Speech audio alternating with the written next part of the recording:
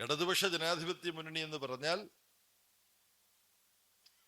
ഓരോ മതവിശ്വാസമുള്ളവർക്കും അവരുടെ വിശ്വാസം പിന്തുടരാനുള്ള അവകാശം കാസൂക്ഷിക്കപ്പെടണമെന്ന നിലപാടാണ് ഇടതുപക്ഷ ജനാധിപത്യ മുന്നണിക്കുള്ളത്. ബ്രിട്ടീഷ് സാമ്രാജ്യത്തിനെതിരായി പൊരുതി ഇന്ത്യ സ്വാതന്ത്ര്യം നേടിക്കഴിഞ്ഞപ്പോൾ ഇനി ഇന്ത്യയിലെ കാര്യങ്ങൾ, ഇന്ത്യയിലെ ജനങ്ങളുടെ കാര്യങ്ങൾ എങ്ങനെ നമ്മൾ കൈകാര്യം ചെയ്യണം എന്നതിന് ഒരു അടിസ്ഥാന നിയമസംഹിത ഭരണഘടനാ നിർമ്മാണ സഭ ചർച്ച ചെയ്ത് രൂപം നൽകിയതാണ് ഇന്ത്യയുടെ ഭരണഘടന. അതാണ് നമ്മുടെ രാജ്യത്തിന്റെ അടിസ്ഥാന നിയമസംഹിത. അതിന്റെ അടിസ്ഥാനത്തിൽ ഓരോരോ വിഷയങ്ങളെക്കുറിച്ച് പാർലമെന്റിന് നിയമം പാസ്സാക്കാം. പാർലമെന്റിന് നിയമം പാസ്സാക്കാൻ അവകാശമുള്ള വിഷയങ്ങൾ ഭരണഘടനയിൽ പറയുന്നുണ്ട്. അതിന്മേൽ സംസ്ഥാനങ്ങൾക്ക് നിയമം പാസ്സാക്കാൻ അവകാശമുള്ള വിഷയങ്ങൾ, സ്റ്റേറ്റ് ലിസ്റ്റ്, സംസ്ഥാന പട്ടിക എന്ന് പറഞ്ഞുകൊണ്ട് ഭരണഘടനയിൽ പറയുന്നുണ്ട്. പിന്നെ പാർലമെന്റിനും സംസ്ഥാന നിയമസഭകൾക്കും ഒരുപോലെ പാസ്സാക്കാൻ അനുവാദമുള്ള വിഷയങ്ങളുണ്ട്. അത് കൺകറന്റ് ലിസ്റ്റ്, സമവർത്തി പട്ടിക എന്നൊക്കെ അതിന് പരിഭാഷയുണ്ട്. എന്നാൽ സംസ്ഥാനം നിർമ്മിച്ച നിയമവും പാർലമെന്റ് നിർമ്മിച്ച നിയമവും തമ്മിൽ ഒരു ഉരസലുണ്ടായാൽ പാർലമെന്റ് നിർമ്മിച്ച നിയമമാണ് പ്രാബല്യത്തിൽ നിൽക്കുക. അതുകൊണ്ട് ഇത്രയും ഞാൻ പറയാൻ കാരണം, ഇപ്പോൾ നമ്മുടെ രാജ്യത്ത് പൗരരായിരിക്കാൻ, വോട്ട് ചെയ്യാൻ ഒക്കെ ഭരണഘടനാദത്തമായി ലഭിച്ചിരുന്ന അവകാശത്തിന് മേൽ വാളോങ്ങുന്ന ഒരു ഭരണമാണ് ഡൽഹിയിൽ നരേന്ദ്രമോദിയുടെ നേതൃത്വത്തിലുള്ളത്. അതുയർത്തുന്ന ഉത്കണ്ഠ, അതുയർത്തുന്ന ആകാംക്ഷ, അതിനെതിരായി ഉറച്ചു നിന്നത് ഒന്നാമത് കേരളത്തിലെ ഇടതുപക്ഷ ജനാധിപത്യ മുന്നണിയാണ്. ഇടതുപക്ഷ ജനാധിപത്യ മുന്നണി പറഞ്ഞു, പൗരത്വ ഭേദഗതി നിയമം, സിറ്റിസൺഷിപ്പ് അമെൻഡ്മെന്റ് ആക്ട്, CAA, അത് BJP കൊണ്ടുവന്നു. വർഗീയ RSSന്റെ നിർദ്ദേശപ്രകാരം അത് കേരളത്തിൽ നടപ്പാക്കില്ല എന്ന് പറയാൻ കേരളത്തിലെ ഇടതുപക്ഷ ജനാധിപത്യ മുന്നണി ഗവൺമെന്റ് ധൈര്യം കാണിച്ചു എന്ന കാര്യം നമ്മൾ ഓർക്കണം. അതുപോലെ ഈ സിറ്റിസൺഷിപ്പ് അമെൻഡ്മെന്റ് ആക്ട്, CAA, പൗരത്വ ഭേദഗതി നിയമം നടപ്പാക്കുന്നതിന്റെ ഭാഗമായി കൊണ്ടുവന്ന NRC, national registry of citizens, പൗരത്വ പട്ടിക,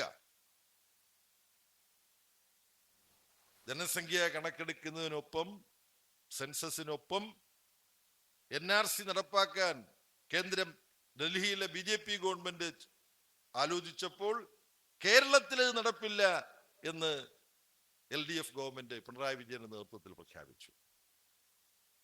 അതുപോലെ തൊഴിലാളികളെ മുഴുവൻ അവരുടെ അവകാശങ്ങൾ നിഷേധിച്ച് അടിമ സമാനമായ ജീവിതം നയിക്കാൻ തൊഴിലാളികളെ 18-19 നൂറ്റാണ്ടുകളിലെ തൊഴിലാളികളുടെ അവസ്ഥയിലേക്ക് ഇന്ത്യയിലെ തൊഴിലാളികളെ തിരിച്ചു കൊണ്ടുപോകാൻ, എത്ര മണിക്കൂർ വേണമെങ്കിലും തൊഴിലാളികളെ കൊണ്ട് പണിയെടുപ്പിക്കാം, 8 മണിക്കൂർ പണിയെടുത്താൽ മതി എന്ന് തൊഴിലാളികൾ സമരം ചെയ്ത് സ്ഥാപിച്ച അവകാശം, അതൊക്കെ നിഷേധിക്കുന്ന ഒരു നിയമം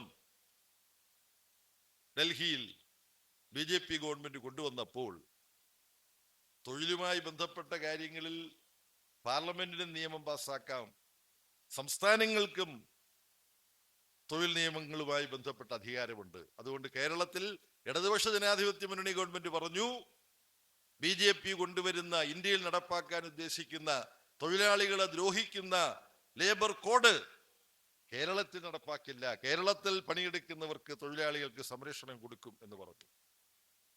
ഇതെല്ലാമാണ് അഡ്വക്കേറ്റ് മുസ്തഫയെ ഇവിടെ സ്ഥാനാർത്ഥിയാക്കി നിർത്തിയിട്ടുള്ള ഇടതുപക്ഷ ജനാധിപത്യ മുന്നണി ബദൽ നയങ്ങളാണ് പിന്തുടരുന്നത് എന്ന് അവകാശപ്പെടുമ്പോൾ നമ്മൾ മനസ്സിലാക്കേണ്ടത്, അതിന്റെ അർത്ഥം അതാണ്. ഇത് പറയാൻ കാരണം, ഇവിടെ UDFന്റെ നേതൃത്വത്തിൽപ്പെട്ടവർ ഞങ്ങളാണ് യഥാർത്ഥ ഇടതുപക്ഷം എന്ന് സംസാരിക്കുന്നത് നിങ്ങൾ കേട്ടിട്ടുണ്ടാവും അല്ലേ? കേട്ടിട്ടുണ്ടോ? എല്ലാവരും ഇങ്ങനെ ചെറുതായിട്ട് ശ്വാസമടക്കി പിടിച്ചിരിക്കുന്ന പോലെ തോന്നുന്നു എനിക്ക്. നിങ്ങൾ അഖിലേന്ത്യാ സെക്രട്ടറി സംസാരിക്കുമെന്നൊക്കെ പറഞ്ഞ് ഭയപ്പെടുത്തിയിട്ട് മറ്റോ ആണോ? ഞാൻ നിങ്ങളോട് ചോദിക്കുന്നതിന് നിങ്ങൾക്ക് പ്രതികരണം, ചില കാര്യങ്ങൾ എനിക്ക് സംശയമുള്ളത് ചോദിക്കും, ചില കാര്യങ്ങൾ നിങ്ങൾ മനസ്സിലാക്കിയിട്ടുണ്ടോ എന്ന് അറിയാൻ വേണ്ടി ചോദിക്കും. അങ്ങനത്തെ സമ്പ്രദായമാണ് എനിക്കുള്ളത്.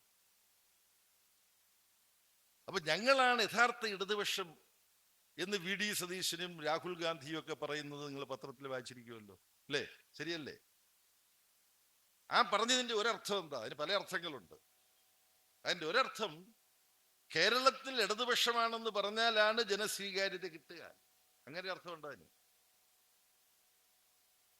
അപ്പൊ ഞങ്ങളാണ് യഥാർത്ഥ ഇടതുപക്ഷമെന്ന് കോൺഗ്രസ് നേതാക്കന്മാരും ലീഗ് നേതാക്കന്മാരും വരെ, ലീഗ് നേതാക്കന്മാർ ഇതുവരെ അങ്ങനെ പറഞ്ഞിട്ടില്ല, ഞാൻ കേട്ടില്ല. അങ്ങനെ ആരെങ്കിലും പറഞ്ഞിട്ടുണ്ടോ? കോൺഗ്രസ്സുകാരാണ് മുഖ്യമായിട്ടും അങ്ങനെ, അല്ലേ? ലീഗ് നേതാക്കന്മാർക്ക് എന്തോ ചെറിയൊരു ശങ്ക, അങ്ങനെ പറഞ്ഞാൽ എന്തെങ്കിലും പ്രശ്നം ഉണ്ടാവും. പക്ഷെ കോൺഗ്രസ് നേതാക്കന്മാർ പറയുന്നുണ്ട്. അങ്ങനെ പറയുന്നതിന്റെ അന്തരാർത്ഥം, കേരളത്തിനൊരു ഇടതുപക്ഷ മനസ്സുണ്ട്. അപ്പൊ കേരളീയരെ ആകർഷിക്കണമെങ്കിൽ ഇടതുപക്ഷമാണ് ഞങ്ങളാണ് യഥാർത്ഥ ഇടതുപക്ഷം എന്ന് പറയണം. അപ്പൊ ഇടതുപക്ഷം കൊള്ളാവുന്നതാണ് എന്ന് കോൺഗ്രസ്സുകാർ സമ്മതിച്ചിട്ടുണ്ട്, ഞങ്ങളാണ് ഇടതുപക്ഷം എന്ന് പറയുമ്പോൾ. ആ ഭാഗം ഇനി സംശയമില്ലല്ലോ. എന്നാൽ ഇവർ യഥാർത്ഥ ഇടതുപക്ഷമാണെന്ന് പറയുന്നത് ശരിയാണോ തെറ്റാണോ എന്ന് എങ്ങനെ നമുക്ക് മനസ്സിലാക്കാൻ പറ്റും? അവരുടെ പ്രവൃത്തി എന്താണെന്ന് നോക്കണം കോൺഗ്രസിന്റെ.